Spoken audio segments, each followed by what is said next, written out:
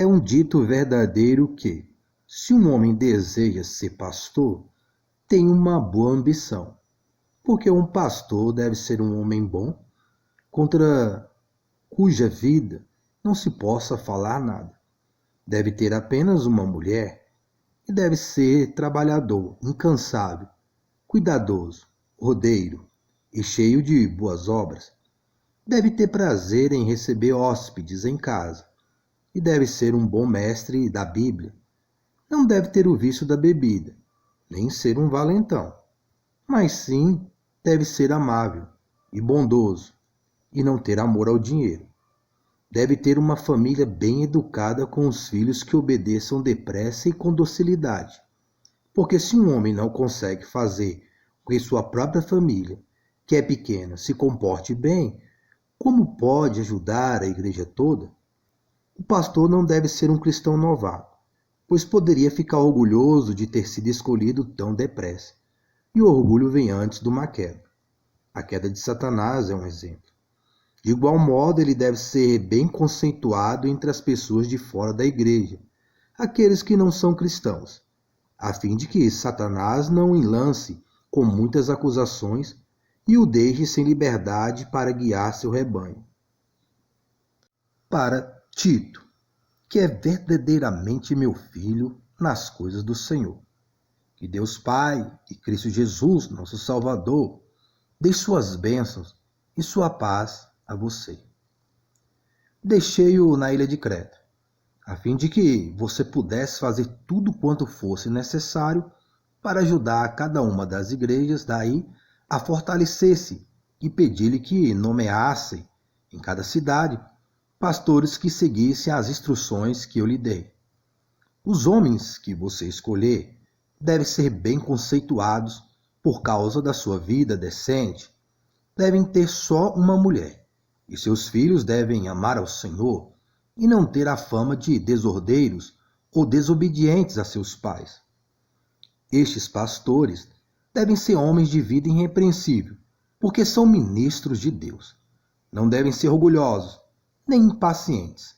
Não devem ter o vício da bebida, nem ser valentões, nem ser gananciosos por dinheiro.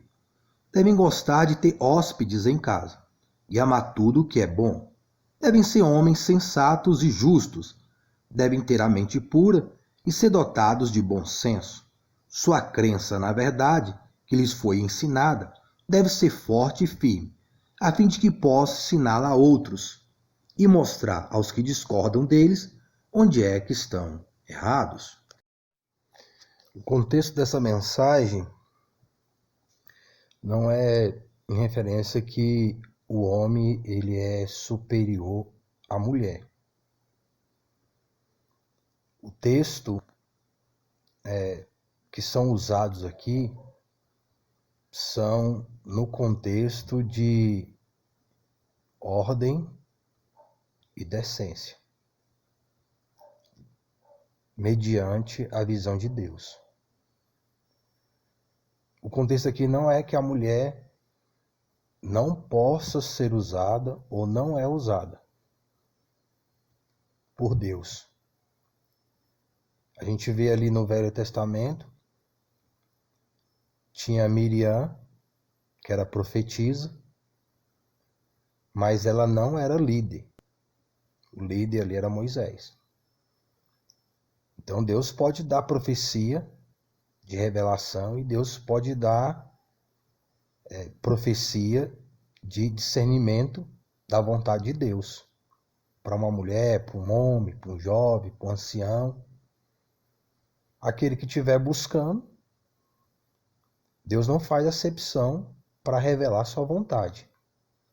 E Deus, para determinadas situações, escolhe quem ele quiser, independente do sexo. Mas quando Deus faz uma escolha numa situação, não quer dizer que aquilo vai virar uma doutrina. Deus usou uma jumenta, um jumento, para falar com o profeta que estava sem visão. Mas eu não vou pegar agora jumentos e fazer eles ser líderes de congregação. Eu não vou pegar jumentos e fazer que eles sejam os pastores de uma congregação. Então Deus usou para aquela situação. Deus usou Débora, uma profetisa também, está ali no livro de Juízes 4:4 em diante, fala de uma mulher chamada Débora, a qual ela julgava Israel, mas ali não está dizendo que ela era sobre o marido dela. Então nós temos mulheres que são juízas, capitãs, coronéis, enfim, nós temos mulheres com altas patentes militar. Mulheres lutaram nas guerras também. E muitas foram melhor do que homens. Mas isso não dá direito da mulher ser sobre o seu marido, que é o contexto que nós vamos trazer da meditação em seguir. Então, Deus pode usar uma criança de profecia, de discernimento, mas não vai fazer disso uma doutrina, pegar uma criança e botar ela para liderar uma igreja, ou ser sobre os seus pais. Então Deus pode usar qualquer pessoa em qualquer situação e levantá-la em qualquer posição e usar a pessoa ali naquela posição de liderança. Os profetas que vão ser citados no comentário a seguir são profetas messiânicos. É diferente. Profetas messiânicos. Profetas que, com suas vidas e sua mensagem, anunciavam o futuro. Então preste bem atenção no contexto da mensagem, para que você tire a sua conclusão e caso você queira comentar algo contradizendo o que vai ser falado e dito agora há pouco, possa ser dentro do contexto a qual está sendo comentado, não fora de outro contexto. Eu mesmo fui e sou abençoado por várias irmãs, principalmente a minha mãe, a qual foi o ventre que Deus escolheu, a qual foi a pessoa que Deus escolheu para estar sobre mim e me abençoar, e me abençoa até o dia de hoje. E peço ao Senhor que ela continue com muita saúde, com muito vigor, para continuar me ajudando, porque só de eu ver ela, só de eu estar com ela, só de eu abraçar ela, só dela me abraçar, já me fortalece de uma forma maravilhosa. E tantas outras irmãs que me aconselharam, que oraram por mim, que Deus usou em profecia, em revelação e tantas outras coisas, a qual eu sou abençoado até hoje e ainda vou receber ainda mais bênção ainda por causa dessas irmãs. Então não confunda o contexto da mensagem por causa de algum espírito ou manifestação anticristo. Beleza? Fique com Deus e boa meditação. Quando Deus levantou os profetas no Velho Testamento para anunciar sobre o Messias ou para trazer o discernimento, os pensamentos de Deus para a liderança da época, ele não levantou nenhuma profetisa. Ele não levantou nenhuma mulher para repreender reis, para repreender príncipes, para repreender sacerdotes e até outros profetas. Deus sempre levantou o homem. Quando Deus levantava alguém para liderar o seu povo, também Deus levantou um homem. Deus levantava homens. Quando Deus levantou aquele que prepararia o caminho do Senhor, o antecedendo no Novo Testamento, também foi um homem, João Batista. Quando Deus enviou o Salvador, Ele não enviou uma salvadora, Ele enviou um filho. Ele não enviou uma filha. Quando Deus levantou os apóstolos, Ele não levantou apóstolas, mas apóstolos. E não levantou nem uma apóstola, mas apóstolos. Quando Deus levantou Paulo, e não Paula, mas levantou Paulo, que a princípio era Saulo, não Saula, ele, ao trazer a doutrina da liderança da igreja, ele recomendou, inspirado por Deus, que se levantassem homens que tivessem uma só esposa, com filhos educados, para estarem liderando a igreja. A Bíblia fala que quando alguém estivesse enfermo, procurasse os presbíteros, não as anciãs, os anciões da igreja, no contexto de liderança. Na Bíblia nós temos o nome de querubins e arcanjo. Um chama-se Gabriel, não Gabriela, mas Gabriel. E outro Miguel, não Miguela, mas Miguel. E Deus, Ele é Pai, não é Deus Mãe, é Deus Pai. Isso não quer dizer que a mulher não tem a sua utilidade para o ministério. Isso não quer dizer que a mulher não possa transmitir a palavra de Deus. Isso não quer dizer que a mulher não possa orar pelos enfermos e eles serem curados, ou expulsar demônios, ou tantas outras coisas que as mulheres fazem no nome do Senhor Jesus Cristo. Tanto é que quando Cristo ressuscitou, quem foi dar notícia da ressurreição não foram os homens, mas as próprias mulheres. Mas por mais que a mulher seja usada em qualquer área da sociedade ou ministerial, isso não é uma autorização para a mulher estar liderando no ministério. Não temos nas Escrituras a mulher liderando no ministério. Não temos nas Escrituras a mulher liderando sobre o seu marido. As pessoas olham a doutrina do véu e elas descartam.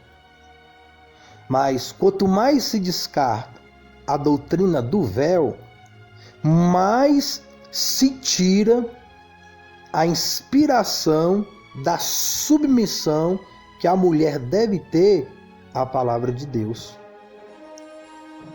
Porque mensagens como essa, elas não têm lugar nessa geração. Porque mensagens como essa não têm lugar nos ministérios. Porque mensagens como essa não têm lugar na liderança, nos pregadores, nas pregadoras, nos dias atuais. Porque a maioria dos homens estão embaraçados com mulheres insubordinadas, com filhas insubordinadas. Eles estão embaraçados, eles não têm autoridade para poder ministrar essa doutrina. Pastores estão intimidados com o espírito feminista, porque a mulher feminista, ela é uma mulher agressiva. Essas mulheres, elas são agressivas. Elas têm uma atitude machista. Porque o machismo e o feminismo são provenientes do mesmo espírito. E eles têm a mesma característica. Mas um numa situação e outro em outra. Porque Cristo, ele tratou a mulher melhor do que qualquer homem que houve ou haverá na face da terra. E a Bíblia não ensina o homem a ser mal com a sua esposa. A Bíblia não ensina o homem a ser mal com a mulher. A Bíblia ensina o homem a amar a sua esposa como Cristo amou a sua igreja. Então, a Bíblia ensina o homem a amar a sua esposa, se dando por ela como Cristo se deu pela igreja. Agora, o amor a Deus, ele não abre mão da justiça de Deus. O amor de Deus não é injusto, o amor de Deus é justo. E o amor de Deus está além de ser um sentimento, é uma obra, ao ponto do próprio Cristo morrer pelo pecador. Mas o espírito feminista, manipulando até no ministério, que é uma das características do espírito do anticristo, porque o espírito do anticristo é aquele que nega que o Cristo veio como homem, morrer pelos pecadores. Mas ele tem atributos, espíritos a serviço para negar o verbo que se fez carne e a sua obra. E para negar a obra, ele tem que negar os mandamentos, os distorcendo, como foi no princípio com Eva. Ele distorceu uma ordem de Deus. Eva cedeu. Eva levou o seu marido a ceder e, por consequência, a queda. Então, mulheres com cabelos curtos, no ministério, esposa de obreiros, de pastores, filhas, e a mulher se sujeitando à palavra da serpente, aceitando a distorção do mandamento de Deus, levou isso ao homem e o homem cedendo e, por consequência, caindo. E assim tem sido hoje. A mulher, ela não quer usar o véu, ela traz isso para o marido se sujeita e, por consequência, nós temos visto e vivido um esfriamento na submissão tanto dos filhos aos pais, como dos pais ao próprio Deus. Porque é um efeito borboleta, um abismo levando a outro abismo. O homem não se submete a Deus, a mulher não se submete ao marido e os filhos não se submetem aos pais. A doutrina é o homem submeter a Deus, a mulher submeter a que o homem está submetendo a Deus e os filhos submeterem aos pais naquilo que eles estão submetendo a Deus. E a sociedade submeter a família naquilo que está submetendo a Deus. Os filhos, quando se casarem, eles vão ter sua própria missão em relação a Deus e assim, consequentemente, as outras gerações. Esse é o plano de Deus, não foi, esse ainda é o plano de Deus, a qual a serpente combate ferozmente, onde nós vemos isso, a consequência em todos os meios sociais, por causa dessa instabilidade no meio da família, em relação a submeter à vontade de Deus. Então nós vemos que a doutrina do véu não é só uma questão religiosa, ela tem uma força espiritual, ao ponto de trazer alegria nos anjos de Deus, trazer alegria no céu, fazer festa no céu. A mulher que ainda preserva o véu como sinal da submissão que ela tem ao próprio Deus. Submissão a Deus traz alegria aos anjos de Deus. Porque a submissão é a obra verdadeira do arrependimento e da conversão da iniquidade e da injustiça. É claro que se tem outros aspectos de submissão, existem outros critérios. Às vezes uma pessoa pode ter uma vestimenta, pode ter um cabelo longo e ter uma língua que injuria, que calunia, pode ter uma língua gigante, mas o problema não é o cabelo. Eu já escutei pessoas falando, fulano diz que é crente, tem um cabelão, vou usar esse contexto, que é o que estou usando aqui, tem um cabelão longo, ela tem um cabelão longo, mas ela fala mal, ela calunia, ela mente, ela é fofoqueira. Mas o que o cabelo tem a ver com a língua grande? Aí tem que cortar o cabelo por causa da língua grande? Não, tem que cortar a língua grande, o cabelo não tem nada a ver com essa questão. O problema não está no cabelo longo, o problema está na língua. Então as pessoas usam uma situação de desobediência para criticar a obediência. Não, cada desobediência vai ser tratada como tal, como foi com Adão, como foi com Eva, como foi com a serpente. Cada um ali recebeu seu juízo pelo seu erro. Adão recebeu dele, a Eva recebeu a dela e a serpente recebeu também, conforme o seu erro. Agora, não é porque há o erro que eu tenho que tirar aquilo que é obediência. Eu tenho que tirar o erro e não a obediência. Uma coisa não justifica a outra, principalmente naquilo que agrada ao Senhor. Então nós vemos ali nas cartas ali do Apocalipse que Deus trouxe aquilo que agradava e aquilo que não agradava. E ele falou a recompensa daquilo que agradava, mas ele falou do juízo daquilo que não estava agradando, que deveria consertar, porque se não consertasse aquilo que estava desagradando a Deus, até aquilo que estava agradando não ia ter valor nenhum para ele no dia da eternidade. Então, um pastor ele fica embaraçado com os seus membros, com a esposa dos seus membros, porque um evangelho, um ensinamento desse, para muitos corações traz ódio, traz desprezo. Uma pessoa que ela já tem uma certa posição, uma certa aparência, pregar sobre isso, não há muita retaliação por causa da posição da pessoa. E de alguma maneira as pessoas precisam daquela pessoa para pregarem, para cantarem, né? Para ter algum tipo de oportunidade, para ter algum tipo de vantagem. Mas uma pessoa como eu, que não vai trazer nenhuma vantagem para essas pessoas, que elas não vão ter nenhum benefício com a minha vida, o que gera nelas? Ódio.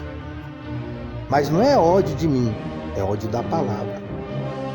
E elas não aceitam aqui, mas fingem que aceitam lá, porque elas são falsas. Em alguns lugares já se demonstra o ódio contra aquele líder. E muitos pastores, muitos obreiros, eles não querem sofrer por Cristo. As pessoas, o evangelho mundano, o evangelho de glória e honra e louvores terrenos, é um evangelho que é contra sofrer por Cristo. Porque o contexto é ser exaltado por Cristo aqui na terra diante dos homens, recebendo glória e honra e louvores terrenos. É um evangelho contra Cristo.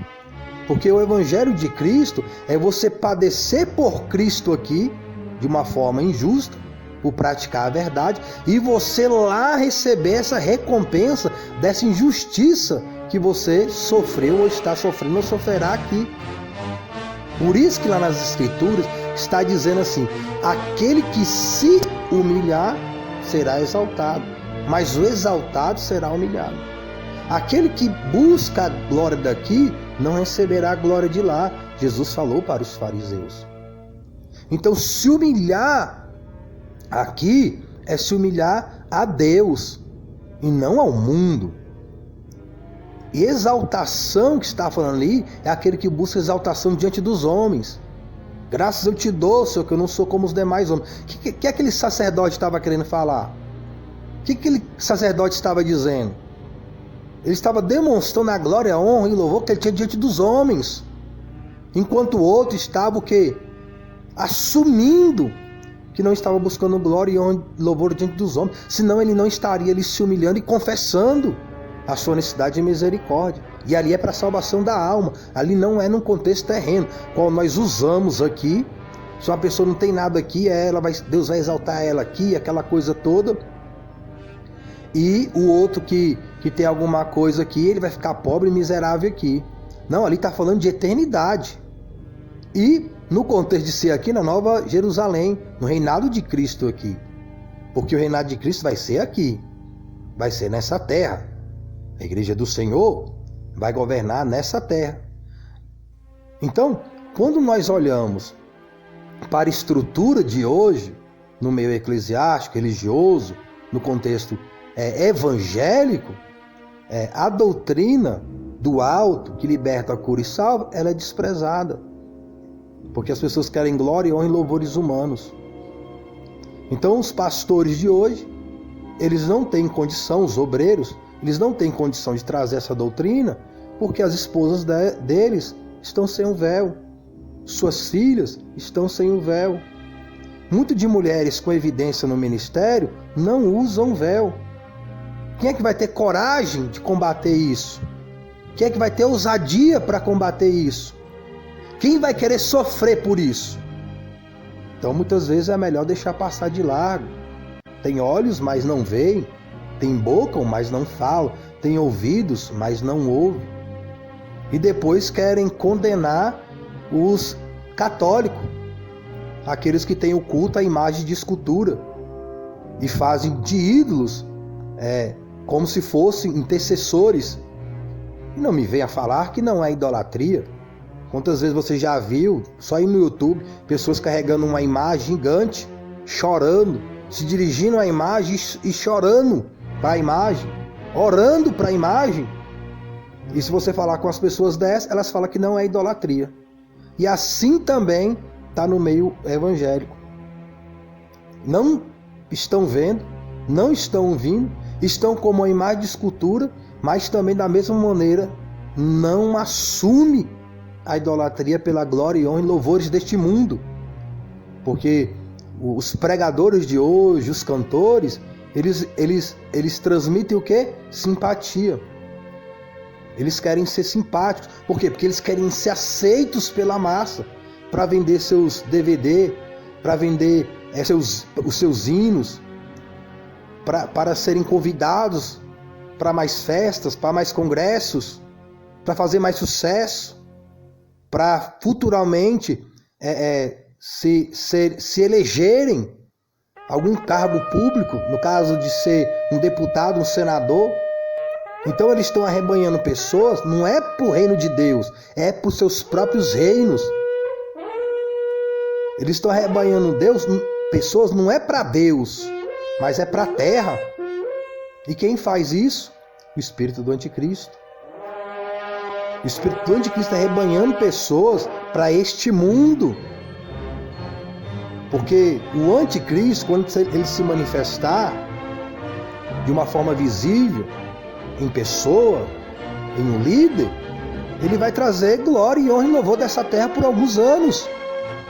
As pessoas vão estar bem satisfeitas com ele. E as pessoas estão bem satisfeitas com os pregadores, com os pastores, com os cantores que trazem glória para este mundo. Mas quando é glória para a vida eterna, não se sentem tão satisfeitos. Principalmente quando se traz o que é necessário para se ter a glória e honra e louvor do céu na volta de Cristo. Que é o abandono do pecado, que é o abandono das iniquidades, da insubmissão à palavra de Deus. E sempre foi assim. Os profetas de Deus, os homens de Deus, as mulheres de Deus, que estavam voltados para o céu, foram rejeitados por essa terra. A Bíblia fala dos heróis e das heroínas da fé, ao qual este mundo não era digno, e ainda assim não é digno. Porque são pessoas que não estão voltadas para ter glória e honra e louvor dessa terra.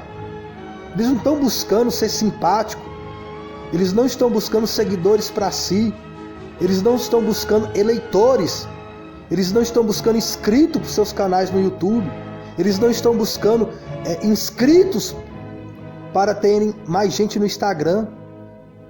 Eles não estão buscando serem convidados para congresso e festa à custa de barganha, por causa de glória e honra e louvores humanos. Eles vivem outra realidade, que só quem nasce do Espírito Santo pode compreender, porque está vivendo. As situações que nós podemos pensar que entendemos, mas só entende quem vive a situação. Seja ela em qualquer contexto de realidade, seja familiar, seja profissional, seja questão de ordem de saúde. Uma pessoa ela tem uma enfermidade grave, o outro não teve. Só pode entender a angústia e a aflição daquela situação quem passou por aquilo. Os outros não podem compreender se não passou por aquela situação. Eu lembro de uma pessoa, ele jovem, e a gente andava, ele era um pouco mais velho do que a gente tudo adolescente. Eu não buscava a Deus, não tinha nem noção de buscar a Deus. E ele teve um filho, ele começou a sustentar um filho com uma mulher e uma vez ou outra ele aparecia porque ele sumiu. E eu lembro nitidamente, uma vez ele apareceu e pareceu que ele estava desempregado. Eu tinha menos de 18 anos, eu acredito. Naquele dia eu não me liguei, eu não percebi. Aí depois vai passando, né? Vai passando os anos, vai vindo a idade, vai vindo acontecimento. E hoje eu consigo compreender um pouco mais. Aquele rapaz, ele estava em desespero, porque ele estava com a mulher, ele tinha filhos para sustentar, e ele falava assim que as coisas não eram fáceis. Ele estava querendo passar uma mensagem para a gente que era mais jovem. Ele estava querendo passar uma mensagem para a gente que ainda não tinha filho, que as coisas não eram mais como eram antes. Mas eu não captei aquela mensagem. Eu acredito que a maioria de nós ele nem entendeu o que ele estava falando. E ele estava passando aquilo ali porque ele tinha responsabilidade. Apesar dele estar numa dificuldade, ele tinha responsabilidade, porque ele não fugiu da responsabilidade dele. Ele estava lutando para sustentar a mulher dele, o filho dele. Mas hoje eu vejo o rosto dele nitidamente como se fosse... Ele estava em uma grande angústia, em uma grande aflição. Só quem passa pelaquela situação poderia compreender o que ele estava falando. Nós todos jovens, solteiros, namorando um ali, outro acolá, sem problema de nada nesse contexto. Nós não tínhamos capacidade de entender o que ele estava falando. Mas eu acredito que muitos, depois que tiveram filhos, família, e veio as dificuldades, veio as dívidas, veio as contas, passaram a entender. Somente os que nasceram do Espírito Santo podem entender essa mensagem. Somente aqueles que são de Deus podem entender. Os outros não podem entender. E é uma maturidade para se entender a mensagem. Nenhum profeta de Deus foi recebido bem pela sua geração. Ele foi recebido pelas gerações futuras, mas ao qual também estava rejeitando os profetas enviados de Deus da época. Porque os fariseus elogiavam os profetas passados, mas rejeitavam os profetas atuais, ao ponto de rejeitar o dono dos profetas, o Senhor Jesus Cristo. Nenhum homem de Deus, nenhuma mulher de Deus, nenhum jovem de Deus, nenhum ancião de Deus, ele é aceito por sua geração. As gerações futuras os aceitam quando eles já não estão mais aqui. Mas aquela aceitação futura é falsa, porque em toda época tem aqueles que Deus levanta para transmitir o que é do céu. E como foi no passado, assim ainda é hoje. Eles continuam rejeitando. Por isso que Jesus chamou os fariseus da época de filho do diabo. Jesus falou que eles mataram os profetas, mas eles não viveram no tempo dos profetas. Como é que fala que eles mataram os profetas? Por quê? Porque eles estavam continuando a obra dos pais deles de rejeitar os enviados de Deus. E a medida estava se enchendo. E Jesus, por isso que Jesus falou que o juízo seria mais duro. Porque eles rejeitaram os profetas, mas agora eles estão rejeitando o dono dos profetas. Hoje, as pessoas não estão somente rejeitando os enviados de Deus, mas estão rejeitando o próprio Deus, porque Cristo já veio e ele já ressuscitou. E o juízo de rejeitar o dono dos profetas é maior do que aquele que rejeitou os profetas. O dono da vinha mandou os empregados maltratar os empregados. Ele mandou o filho, pensando que iria respeitar o filho. O que eles fizeram? Vamos matar o filho para a herança para ser nossa. E assim está sendo hoje também. Eles continuam matando o Filho de Deus para tomar a herança do Filho de Deus. Aí o que o pai de família vai fazer? Quando vier, vai acabar com esses que acabaram com os profetas e mataram o filho dele. Porque o Filho de Deus, no coração de muitos, ainda está morto. E se o Filho de Deus está morto no seu coração, você também está morto. E não morto só fisicamente, mas morto espiritualmente. Mas se você ainda está aqui nesse plano terrestre, você ainda pode receber vida, recebendo Cristo como teu único Senhor e Salvador. Você ainda pode se arrepender e abandonar a sua insubmissão a Deus, submetendo a autoridade de Cristo e a autoridade dos seus mandamentos. Tanto no seu trato homem com Deus, como mulher no seu trato com seu marido e filhos no seu trato com seus pais. Essa é a vontade de Deus. Que o mundo, ser humano, se volte para Cristo, para que receba o perdão dos pecados, a justificação dos pecados e possam viver para sempre no novo céu e na nova terra que Ele vai fazer para os fiéis. Amém? Fique com Deus e boa meditação das coisas do alto.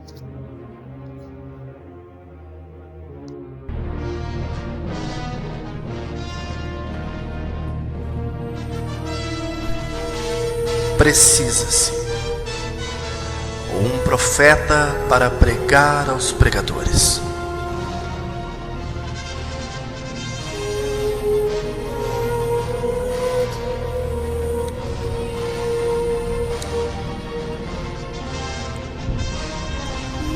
Tentar fazer uma avaliação de João Batista pelos modernos padrões de espiritualidade seria o mesmo que tentar medir o sol com uma fita métrica. No Jordão, a multidão ansiosa indagou a respeito do recém-nascido. Que virá a ser, pois, este menino? E a resposta foi: ele será grande diante do Senhor. Hoje em dia a palavra grande se acha muito desgastada, pois confundimos proeminência com importância. Naquela época, Deus não estava à procura de sacerdotes nem de pregadores, mas de homens. E havia muitos homens, como hoje, mas eram todos pequenos demais. Ele precisava de um grande homem para uma grande missão. João Batista possuía pelo menos um atributo que o qualificava para o sacerdócio, mas tinha todos os requisitos necessários para tornar-se um profeta. Antes de sua vinda, o povo vivera 400 anos de trevas, sem um raio da luz profética.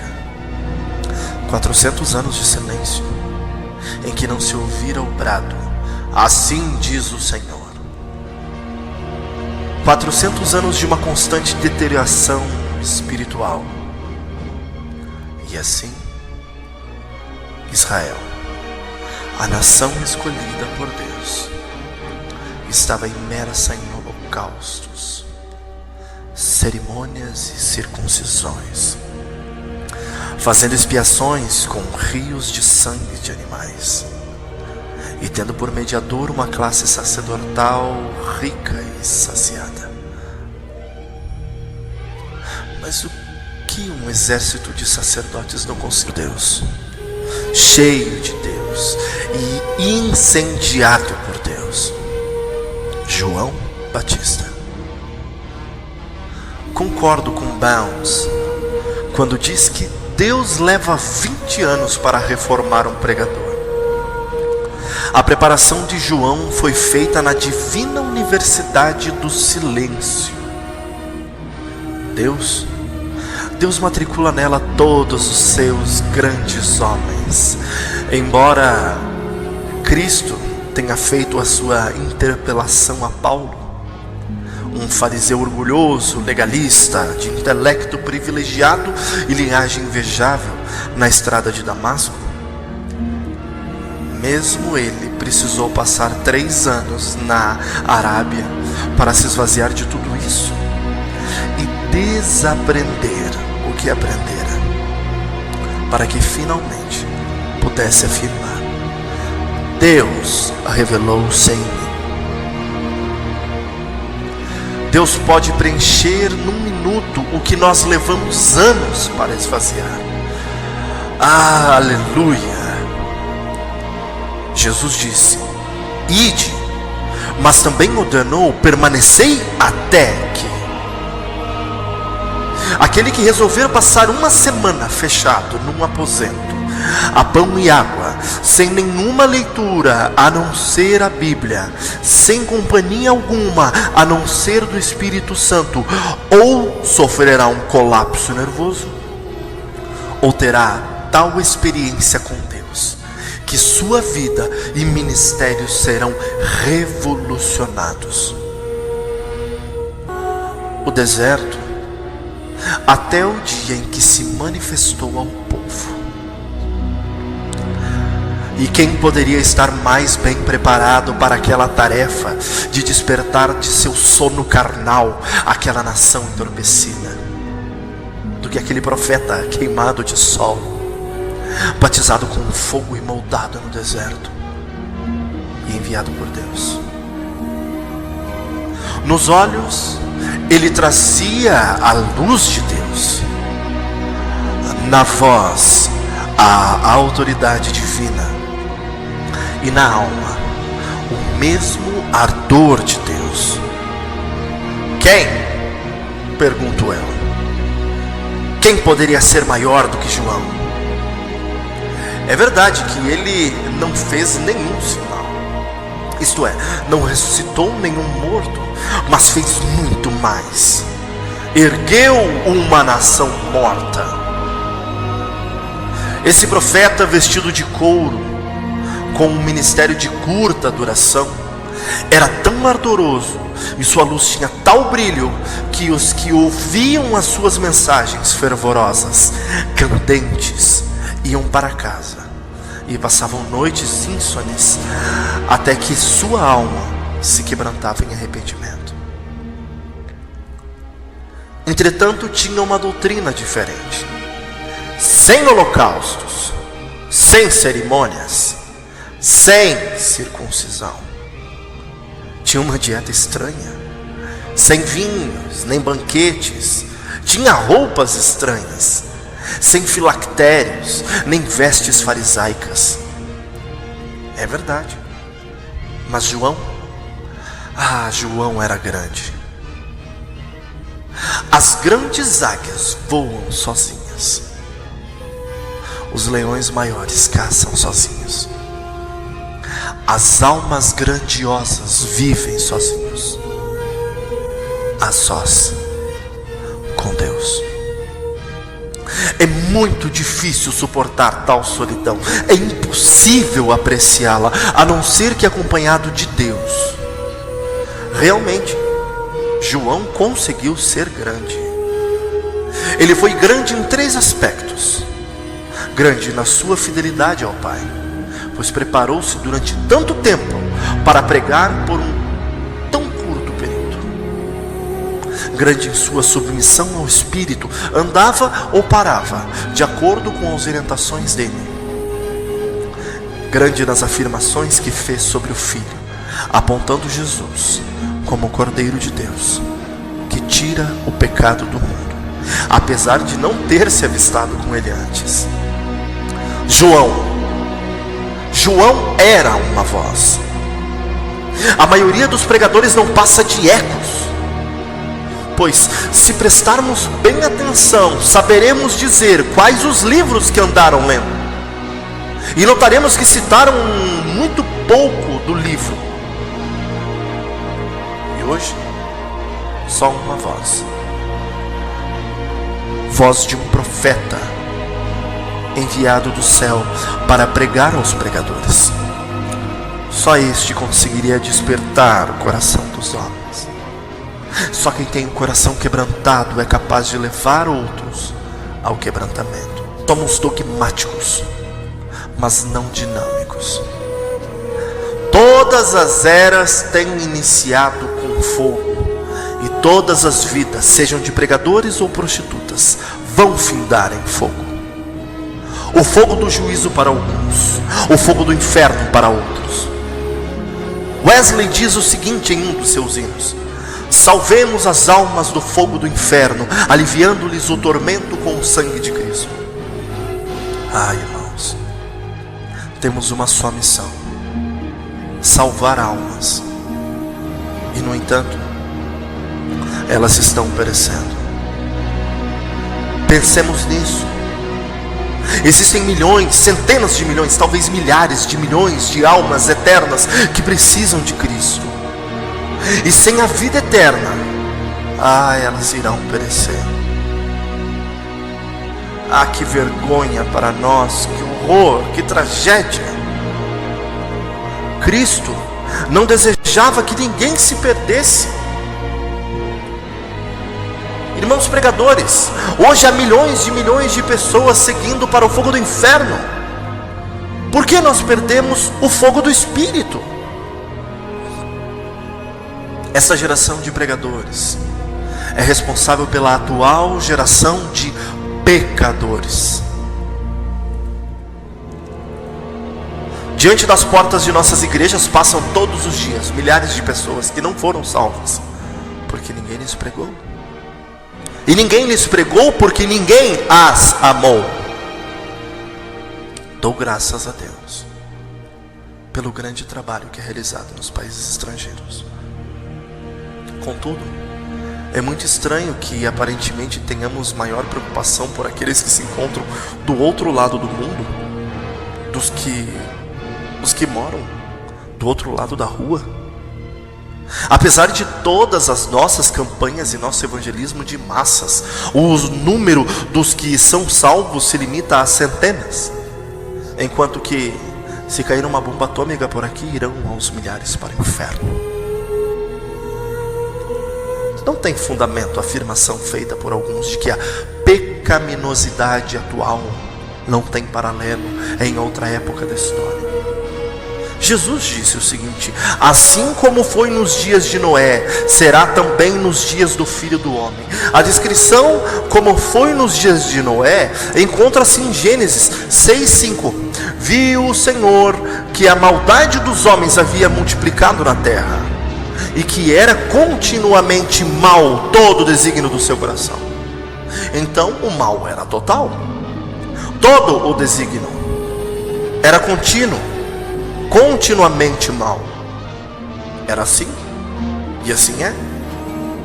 Hoje o pecado está recebendo uma fachada de embelezamento, está se popularizando, entrando por nossos ouvidos através dos rádios, pelos nossos olhos através da televisão e das capas de revista. Os membros da igreja se acham saturados das pregações e cansados dos ensinos que ouvem, e estão saindo dos cultos da mesma forma como entram, sem visão e sem fervor algum. Ó Deus, envia para esta geração 10.000 João Batistas para arrancar os curativos que os moralistas e os políticos colocaram sobre o pecado das nações. Assim como Moisés não pôde deixar de notar a sarça que ardia, assim também ninguém vai se enganar quando vir um homem.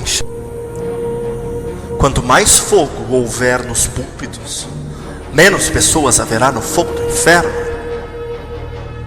João Batista, ele foi um homem diferente, com uma mensagem diferente.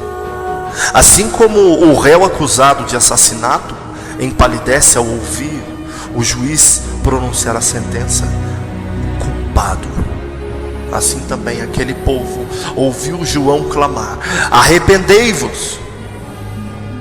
E esse clamor ecoou nos recessos de sua mente, despertando lembranças, fazendo pesar a consciência e levando-os a buscar o batismo. dominados pelo terror. E após o Pentecostes, a pregação de Pedro, que acabara de receber o batismo de fogo do Espírito, abalou os ouvintes de tal modo que eles clamaram: que faremos, irmãos? Imaginemos que alguém lhes respondesse: assine este cartão de membro, passe a frequentar essa igreja regularmente, dê sempre os dízimos. Não! 1000 vezes não! Inspirado pela unção do Espírito, João dizia: arrependei-vos. E eles se arrependeram. Mas arrepender não é simplesmente derramar algumas lágrimas no altar. Também não é ter remorso, nem emoção, nem passar por uma reforma pessoal. Arrepender-se é mudar da ideia com relação a Deus, ao pecado e ao inferno. As duas maiores forças da natureza são o vento e o fogo. As duas se unirão e se uniram no dia de Pentecostes. E aquele abençoado grupo, reunido no tabernáculo, como o vento e o fogo, se tornou irresistível, incontrolável e imprevisível. Saíram chamas missionárias, centelhas que incendiaram o coração de mártires e atearam o fogo do avivamento. Há cerca de 200 anos atrás, Carlos Wesley cantava: ah, que fogo sagrado! Que o fogo sagrado possa começar a arder em mim, e queime a escória dos desejos vis, e faça os montes ruir. E o Dr. Hatch levantou o seguinte clamor: sopra em mim fôlego divino, até que me torne inteiramente teu, até que o que há de terreno em mim arda com o fogo dos céus. O fogo do Espírito Santo destrói, purifica, aquece, atrai e enche de poder. Existem alguns crentes que não sabem precisar a data em que foram salvos, mas ainda não conheci ninguém que tenha sido batizado com o Espírito Santo e com fogo que não saiba dizer o momento em que isso aconteceu. São estes homens que abalam os povos e conquistam para Deus, como Wesley, que nasceu do Espírito, foi cheio do Espírito e viveu sempre no Espírito. Os automóveis só rodam depois de receberem uma centelha de ignição. As pessoas que não se movem, nem se comovem, são as que receberam quase nada de fogo, ou ainda nada dele. Amados irmãos, a Bíblia fala de uma sentença mais pesada para os pregadores, pois para eles haverá maior juízo. Tiago 3:1. Pode ser até que quando eles estiverem perante o trono do julgamento divino, os pecadores lhe digam: pregador, se o Senhor tivesse o fogo do Espírito, eu agora não estaria indo para o fogo do inferno. Como Wesley, eu também creio que os crentes precisam experimentar o arrependimento. A promessa do Pai é para você. Então agora, onde quer que esteja, numa missão com estrangeiro, numa casa rica e confortável, ou num gabinete pastoral, se estiver sentindo-se quebrantado, pronto a render as armas, ajoelhe-se e faça as suas palavras da seguinte oração: manda, Senhor,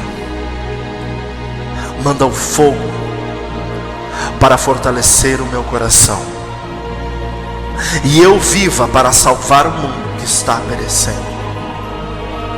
Em teu altar agora deposito minha vida, meu ser. Em sinal de aceitação dessa minha oferta, peço-te, envia sobre ela o fogo divino.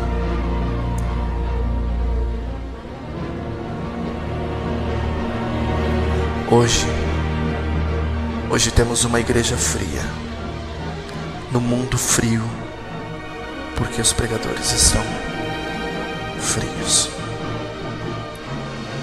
Manda o teu fogo, ó Senhor. Herodes! As cláusulas das leis são muito claras. Você pode desposar a mulher de seu irmão quando seu irmão morrer e não enquanto seu irmão viver. Esta mulher, Herodias, é a mulher de seu irmão Filipe, que está vivo em Itureia.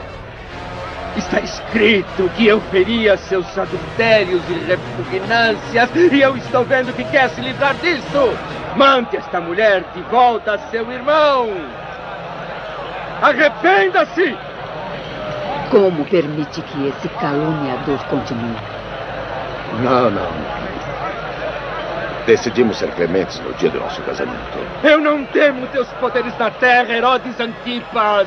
Se eu não te alertar, poderás morrer no pecado e o Senhor me pedirá para conservar sua vida. Arrependa-se! Arrependa-se! A bênção do Senhor para o reino dos céus está próxima.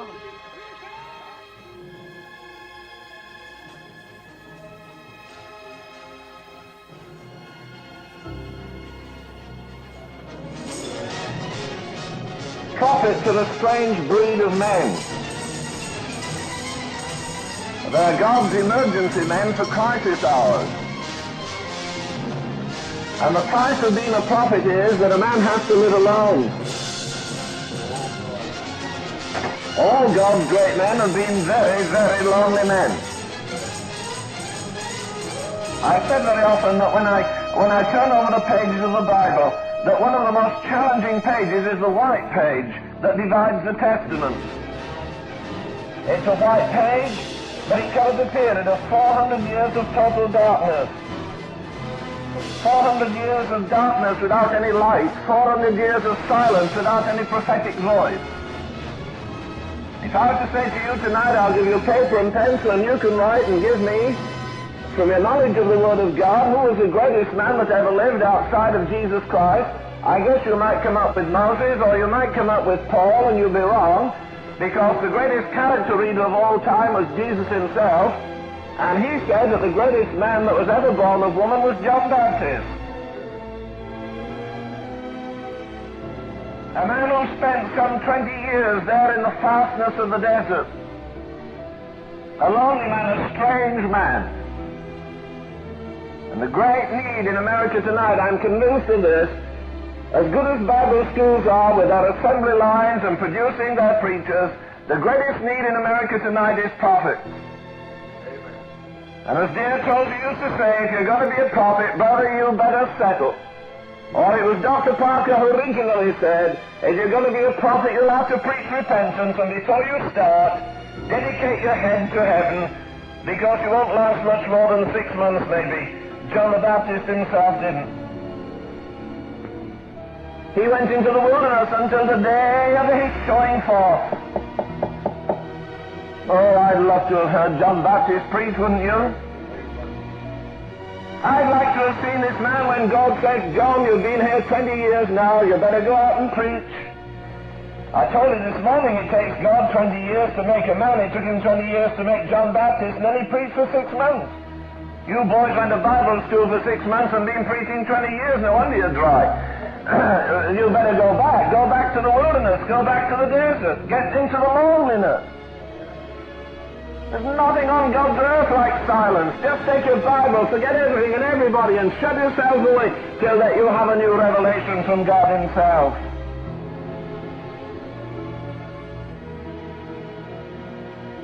But John wore no strange garments. He was strange by the fact he wore only a leathern girdle around his loins. That was his strange dress. He was no gourmet. He didn't go through the long menu and say, well, I don't know, my jaded appetite, there's nothing. You sure you don't have shrimp with a special dressing or something?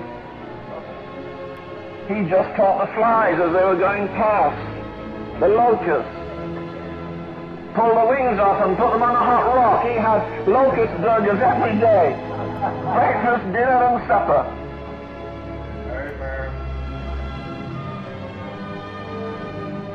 A lot of people want Jesus to come today because they're scared stiff of suffering, that's why. After all, the church has been getting lashed and tormented and stripped and prostituted.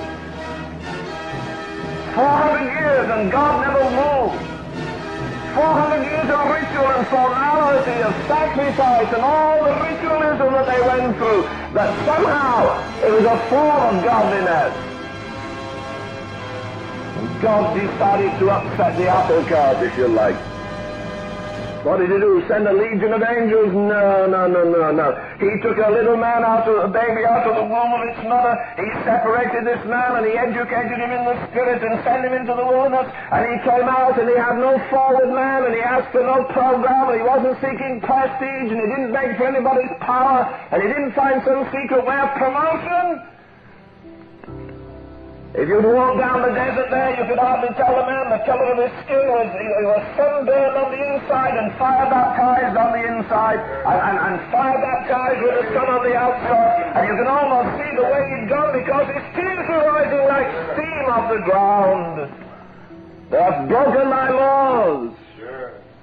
You see, we think if we're really blessed and successful evangelists, you get a bigger home, a bigger car, more prestige, and brother, you feel good because now you can buy $150 suits, whereas you wore $30 suits not too long ago. But brother, if you moved up with God, I'll tell you what you do. Your heart's more broken now than it was when you started 10 years ago. You see the nation going downhill more rapidly than she's ever gone before. Prostitution is increasing, crime is increasing, immorality is increasing, lawlessness is increasing. And in the richest, most comfortable country in the whole world, we stink in the nostrils of Almighty God tonight, and England is equally true. It's equally true of England as well. The prophets were men who walked with God. They felt like God. They saw like God. They wept like God. They yearned like God. They had no satisfaction in seeing the beauty of the temple, the ritual, the formality, all the things that they went through. No. God has gone from them. We keep up the formality. The money is coming in. People are nice. One or two come to the altar. But oh, what a difference when a man gets a heart that craves for revival, that longs that God will make bare his heart, that the whole nation will have to acknowledge. When John Baptist came, he came with no lip that was buttoned. He had nobody to please. He had no program. He had no priorities that he was trying to push ahead. He never raised a dead man. No, he didn't raise a dead man. He raised a dead nation. And he did it without the miraculous in the realm of the flesh. He did it in the power of the Holy Ghost. Oh, when John came, I say he was a success on any level.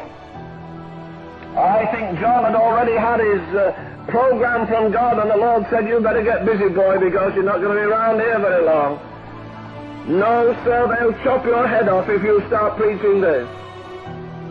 Boy, we do with a few men that are prepared to lose their heads for Jesus right now. I say again, most of you men know to preach better than you do preach, but you won't do it because you'll get kicked out of the synagogue, that's why. You'll really have to trust God, and that'll be trouble, won't it? And you've been paying in the minister's pension fund. Oh, brother, wouldn't that be awful to have to sacrifice that for Jesus? You say, I'll lay everything on the altar except my golf clubs and my minister's pension fund and my big TV and if anything else you can have, Lord, but don't intrude just too much on me kind of thing. Oh, I like to think of John Baptist standing there, no sponsors, nobody to agree or disagree with him. He stood there, and they came to see this strange man, anointed by the Holy Ghost. And I tell you this, if a man is anointed by the Holy Ghost, folk will seek him. We have blinded our eyes to truth, and we have put our fingers in our ears to the voice of God. And the judgments that are going to fall if we don't get revival, and maybe it is not an alternative of Christ or chaos, but Christ and chaos. Not revival or evolution, but revival and revolution. Not revival without concentration camps. Maybe the only place you'll get it is in concentration camps. Oh, brother, we're heading for trouble, I'll tell you. The prophets were men who walked with God. They felt like God. They saw like God. They wept like God. They yearned like God.